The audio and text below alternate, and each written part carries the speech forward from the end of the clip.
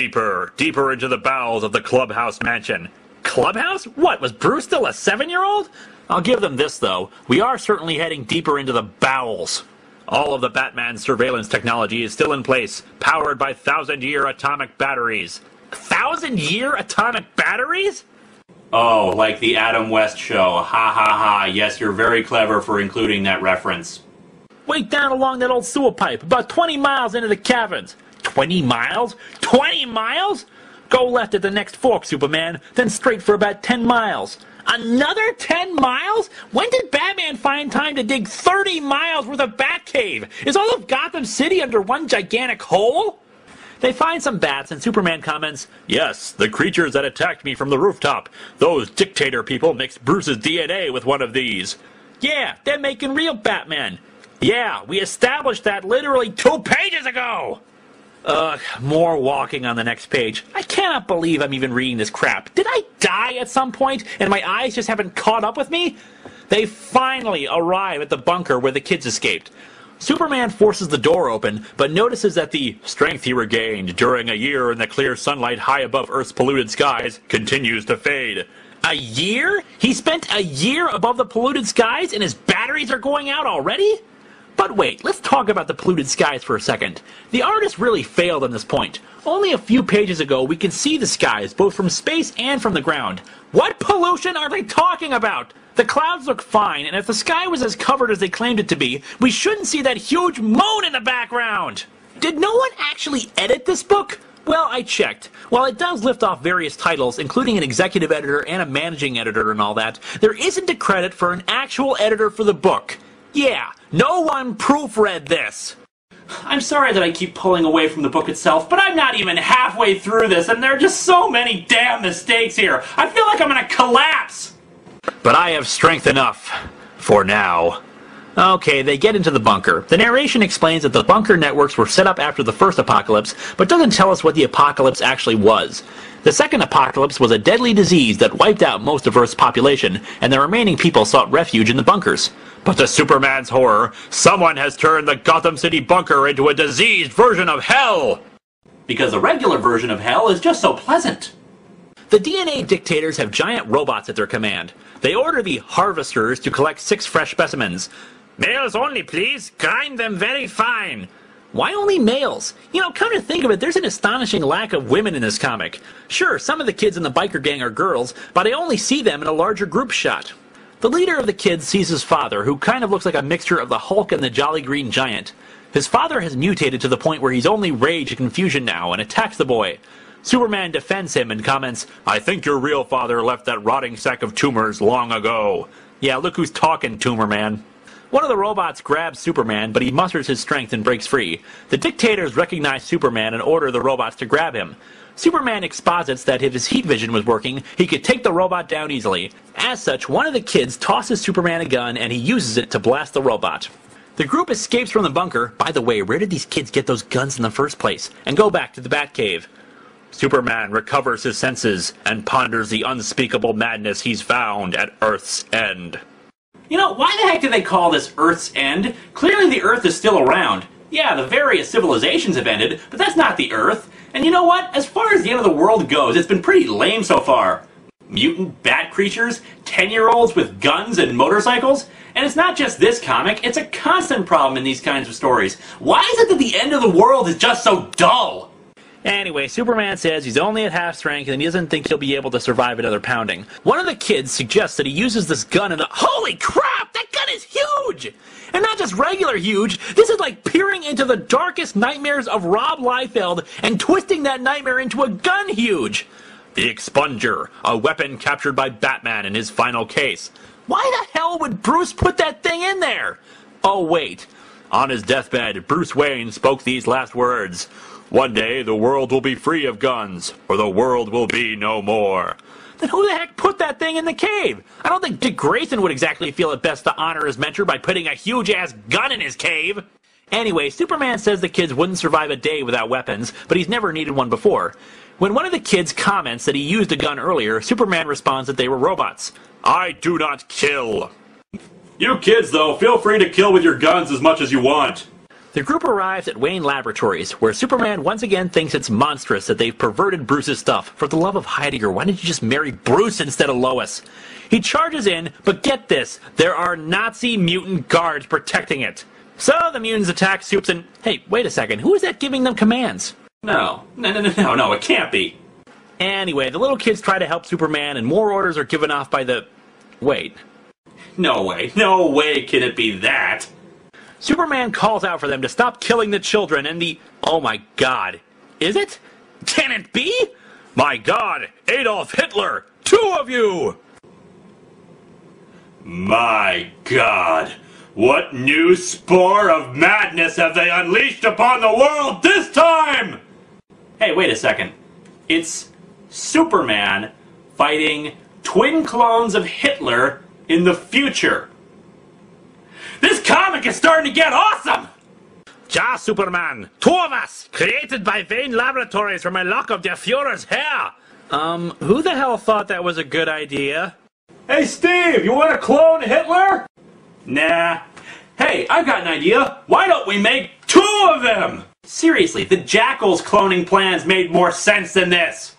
All these years, the world thought you committed suicide, that the Allies finished off your schemes for world domination.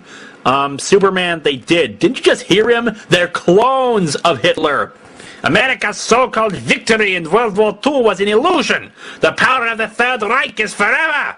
Yeah, just keep telling yourself that, Mr. Hotsy Totsy Nazi. Hitler once says that Superman can join them, and together they can rule the world, and blah, blah, blah. I see I have only one choice left. Punch them like you did during the Golden Age of comics? To the Batcave.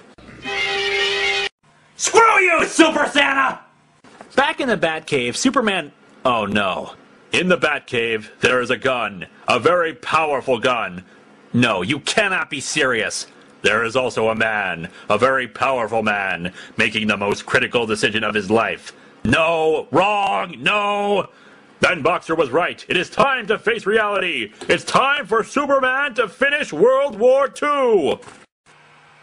You have got to be effing kidding me. I can believe in ludicrous things. I can believe that a man can fly. I can believe a guy dresses up like a bat to scare criminals. I can believe a woman was born from clay and then become the spirit of truth. But I cannot believe that Superman would carry around a huge freaking chain gun! When has Superman ever needed a gun? That doesn't count! Superman... You know what? I'm not even going to call him Superman. Bearded Idiot flies off with the remaining kids to fight the mutant hordes of the twin Hitlers. Okay, you evil despots, I'll say it once. I'm coming in to get Bruce Wayne's mortal remains! Oh, and Tino end World War II or something. Oh, and help the kids. But the primary mission objective is Bruce Wayne's desiccated, decaying corpse! Bearded Idiot fires on the mutant hordes. This is for all the boys who died on the beaches of Normandy. And, you know, all the other soldiers who died in World War II. My Führer, you promised he wouldn't shoot back! Mein Führer! I can walk! I can walk away from this comic and away from this nonsense!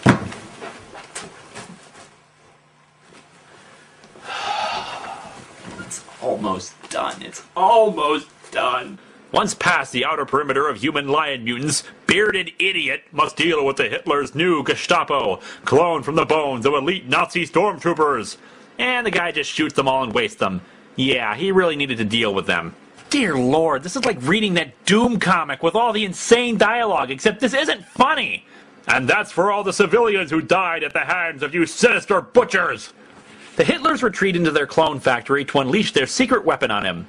In the center of the huge lab, raw meat rises on conveyors out of the underground bunkers to feed the satanic mills of the Nazis' undying dream of world domination. Yes, the atrocities of World War II never ended. Yes, they did! I hate this comic! I hate it! I hate it! Anti-life justifies my hate! Anti-life justifies my hate! They confront the Hitlers. You're exactly like him, aren't you? You really are Hitler. Of course! Don't you know anything about science? Well, if he doesn't know anything about history. Like all good geniuses, the masters couldn't resist an experiment. Yeah, Stephen Hawking's got an obsessive-compulsive disorder, I'm sure. Afterward, they were sorry they cloned us. They wanted to destroy us, but we destroyed them. Why? Why make clones of Hitler? I heard you were crazy. I didn't think you were stupid. Just to add to this insanity, they're standing in front of tubes with labels for other people they apparently cloned, including John F. Kennedy, Albert Einstein, Lex Luthor, seriously? And Elvis Presley. Why didn't they just stick with the good guys? Why clone Hitler? The Hitlers unleash their greatest weapon. It's a mutated Batman clone. Clark, is that you? I can't believe you're still alive. Bruce? Finally, Bruce, we can get married like we always wanted. The reincarnated Batman has the physical power of 100 Bruce Waynes. You know, that's pretty impressive. Except when you consider that Superman has been able to juggle planets in the past. I sense no pulse, no heartbeat. You aren't him. You're imprinted with his memories, but you aren't even alive. Whereas I am a man! Wait, what? So, Bearded Idiot knocks down Not Batman with a single gooey punch. You, Hitler! And you, other Hitler! This world, ruled by weapons of death, is your world. You created this hell. No, I'm pretty sure the creative team did that on their own. I understand now. The nations had to defend themselves. They had to build engines of destruction in order to stop you. Once the arms race started, it never stopped. More and more deadly weapons, more hatred, more killing, all because of you! Yes, because there was absolutely no warfare or weapons until the Nazis came along.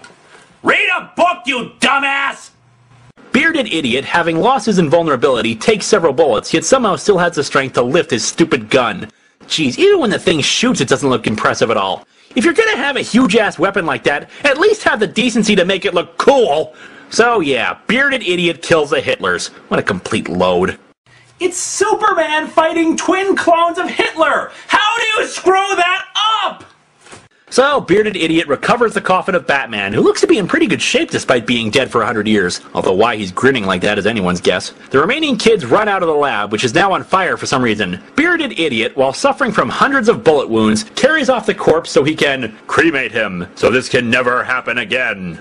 So clones of Hitler can never make easily killable clones of Batman ever again! At night, the cremation bonfire burns bright and Ben Boxer comes down after detecting the lab's explosion. I am dying, Ben. My internal organs are full of shrapnel, damaged beyond repair. Although I'm perfectly capable of standing up tall in spite of that fact. Ben Boxer offers to turn him into a biomech to save his life, but Bearded Idiot refuses. He decides that he's going to die with Batman's corpse in his hands and burn along with him. And so, to some melodramatic, unnecessary narration, Bearded Idiot walks into the fire and burns to death. A kid tosses his gun into the fire, proclaiming, "If it wasn't for guns, Superman would still be alive!" Then, in sacrificing what he believed in most, Superman has showed us all there's a power that will rule the Earth long after the last weapon turns to rust. The power of human courage. Bullcrap! You can't have an anti-gun message when you clearly use guns to solve your problem! It just doesn't work! I don't have to tell you that this comic sucks! This is not Superman!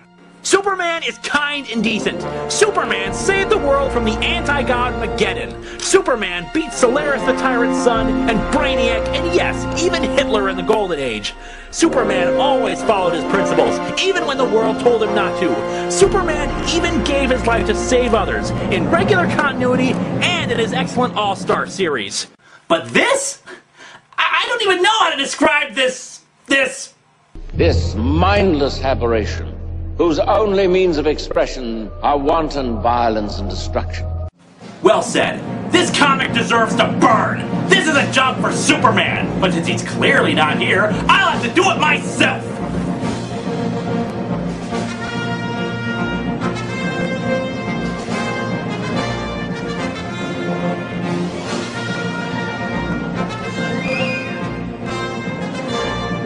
Yeehaw! It's the ringer. That's how we do it down here on the farm. Burn.